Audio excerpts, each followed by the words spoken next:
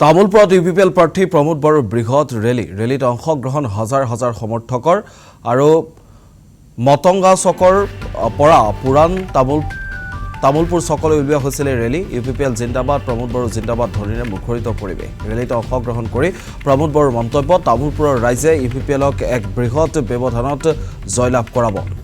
মন্তব্য কৰা পৰিলক্ষিত হয় প্ৰমোদ বড়ো আৰু এটা বৃহৎ ৰেলী দেখিবলৈ পোৱা গৈছে। তামুলপুৰ কপাই তুলিছে এনেধৰণে ইউপিপিএলে। প্ৰমোদ বড়োৰ সমৰ্থনত ওলাই আহিল হাজাৰ হাজাৰ জনতা। তামুলপুৰত নিজৰ শক্তি প্ৰদৰ্শন কৰিলে প্ৰমোদ বড়োৱে। তামুলপুৰ সমষ্টিত অপ্ৰতিৰোধ প্ৰমোদ বড়ো। বিজেপিৰ প্ৰাৰ্থী বিশ্বজিৎ দৈমাৰীৰ সন্মুখত বৃহৎ প্ৰত্যাহ্বান। পদযাত্ৰাত অংশগ্ৰহণ কৰি উৎফুল্লিত ৰণগৌৰা নাৰ্জাৰী। এয়া যেন ইউপিপিএলৰ আগতীয়া বিজয় উল্লাস। নিৰ্বাচনলৈ মাজত মাথো দুদিন বাকী। বিশাল পদযাত্ৰা কৰি ইউপিপিএলে দেখুৱাই দিলে সমষ্টিটোৰ ফলাফল। 12খন আসনত জয় হৈ দিছপুৰলৈ আহিব ইউপিপিএল। পদযাত্ৰাৰ মাজতে প্ৰমোদ বড়োৱে চোকা সমালোচনা কৰিলে হাগ্ৰামা মহিলাই। হাগ্ৰামাই মিছা কথা কয়। বিজেপি হাতাও বুলি কোৱা হাগ্ৰামাৰ বিপিএফ দল এতিয়া বিজেপিৰ কুটুম। ইউপিপিএলে জনতাক টান কথা কৈ ৰাজনীতিলৈ অনা নাই। বৈষম্যহীন উন্নয়নৰ লক্ষ্যৰে দিছপুৰলৈ আহিব ইউপিপিএল। জাতি জনগোষ্ঠী উন্নয়নৰ বাবে কাম কৰাৰ হেঁপাহ দলটোৰ নেতাসকলৰ বুলি মন্তব্য আগবঢ়া পৰিলক্ষিত হয়। দৃশ্যাংশ দেখুৱাইছোঁ, MPN সহকাৰে কিছু দৃশ্যাংশ আগবঢ়াইছোঁ।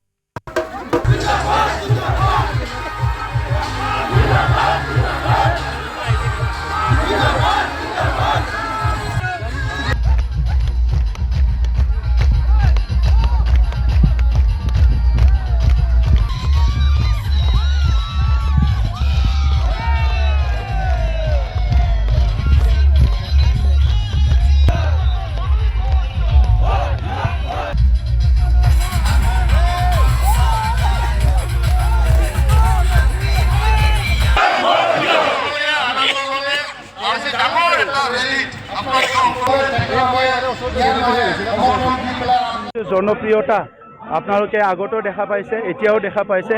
চৰকাৰ থকা সময়ত টকা পইচা গাড়ী ঘোঁৰা দি পইচা দি মানুহ আনে। আজি ইউপিপিএল চৰকাৰতো নাই, আমাৰ টকা পইচাও নাই।